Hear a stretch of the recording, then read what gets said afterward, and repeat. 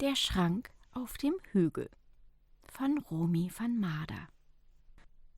Auf einem Hügel stand in einem Schrank ein kleiner Wicht namens Fürcht mich nicht. Er kaute munter auf einer blauen Schneckenbohne, die Bohnenschale rauf und wieder runter. Indes hörte man es am Hügel laut schreien. Das war Magneta Olsen, die wollte auch in den Schrank hinein. Doch Fürcht mich nicht hörte nichts, denn 2 von insgesamt 3 Bohnen steckten in seinen gelben Flauscheohren. Von dem Gebläge am grünen Hügel war sehr genervt Herr Fiespich Trübel und kam laut schnaufend angerannt, war förmlich außer Rand und Band. Und als er sah, was da geschah, schrie er laut auf: »Jetzt ist es gut, sonst hau ich drauf!« Magneta Olsen, ganz entsetzt, starrte in den Himmel und ward emotional schwerst verletzt. Sie streichelte ihr burstiges Haar, und ihr ward schnell klar, Fiespich Trübel war schon immer übel und sehr sonderbar. Eine Hummel brummelte heran und musste niesen. Dann ward es plötzlich mucksmäuschenstill, und es fing aus vollen Kannen an zu gießen. Fiespich Trübel rutschte auf einem nassen Grashalm aus und knallte mit einem lauten Schrei auf seine rote Nase. Sehr zur Verwunderung von Albert Spreitzer.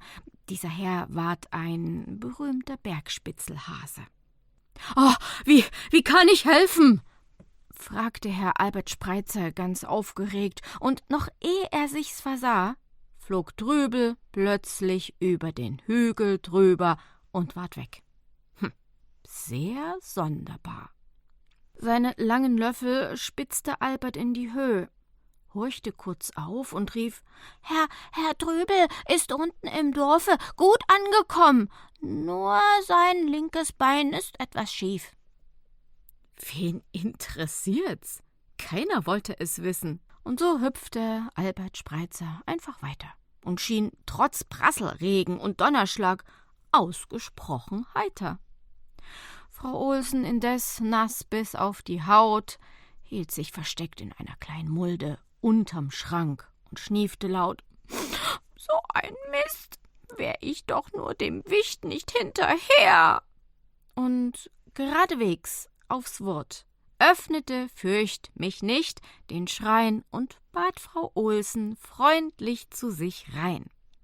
Während es draußen donnerte und blitzte, machte es sich drinnen im hölzernen Schrein Fürcht und Magneta ungemein fein und labten sich an Butterblumenkuchen und Kieselwein. Ja, so ein Tag in den Bergen kann ganz einfach herrlich sein. Der Schrank auf dem Hügel, geschrieben von Romy van Mader, gelesen von Anja Klukas.